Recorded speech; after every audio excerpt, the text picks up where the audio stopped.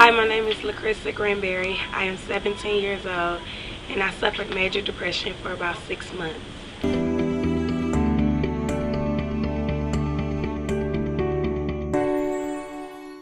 My experience during depression was long and sad. I cried a lot. I cried myself to sleep, woke up crying.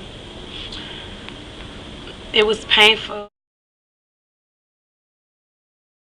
I overcame depression by reading the Bible, praying, getting more involved in church, talking to the elders, and it helped me. I know how to prevent it from happening again. There are two main theories about the causes of depression. The first theory has to do with the chemical imbalance in the brain, whereby a person lacks certain neurotransmitters that help to develop happiness or feel a sense of happiness. And when they don't have those transmitters, they are at increased risk of developing depression. The other cause, or the other theory out there, has to do with the way that a person is brought up or nurturing. So nature versus nurture. And if they don't develop particular coping skills during their development, they're not able to cope when certain stress. So when a patient comes to my clinic with a complaint of depression, there's a mnemonic that we use to remember all the questions to ask. So the mnemonic that we use is SIG-E-CAPS. SIG is S-I-G-E for the middle initial, and then CAPS, C-A-P-S. So for the first part, SIG, the S is the question that we ask about suicidality. So once a patient has said, yes, I do feel helpless or I do feel hopeless, I do have crying spells and all those other things that are commonly thought of with depression. The I stands for interest, and a lot of times depressed patients feel a loss of interest in the things that they enjoy doing at one point in time. The G is the next step in SIG, and that is a question about guilt. Oftentimes people with depression feel guilty about certain things and don't really know how to work through that.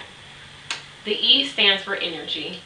Patients with depression often feel a sense of like a loss of energy or feel just fatigued and tired. The C for the CAPS portion. The C stands for concentration. A lot of times depressed people complain of just not feeling like they can concentrate or forgetful, not able to do math like they used to, or just having trouble with concentration. The next one is A, and that stands for appetite, and that can go either way. So some depressed patients feel like they've lost their appetite and they don't eat as much, or they don't eat at all, or they just don't feel like eating. And then on the other spectrum, sometimes people's appetites are up and they eat a lot or eat constantly. The next letter is P, and that stands for psychomotor retardation. And with psychomotor retardation, the retardation part of it is just slowing. So they can be slow in the way they speak, they can be slow in the way they walk, or slow to do things. They just seem slow.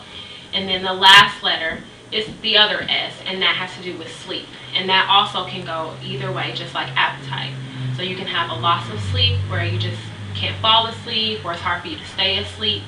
Or on the other end, you are just sleeping way too much and sleeping is all that you want to do. So once I've diagnosed someone with depression, after they've answered yes or no to the questions that I asked them within SIG-E-CAPS, and it's happened over a certain period of time, I can say that they have depression.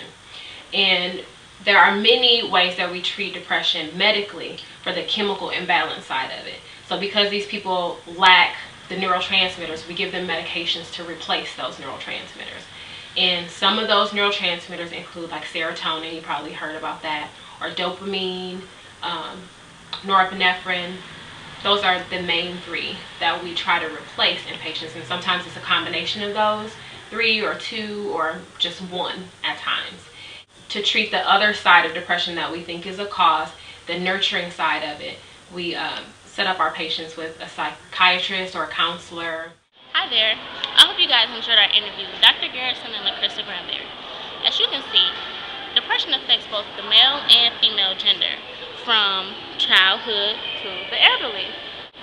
Ways to prevent depression is talking to a family member, a mentor, maybe even attending religious services, or maybe maybe even calling our National Hotline Center at 1-800-562-3927. Again, that's 1-800-562-3927. Until then, thank you guys for watching. I'll see you guys later.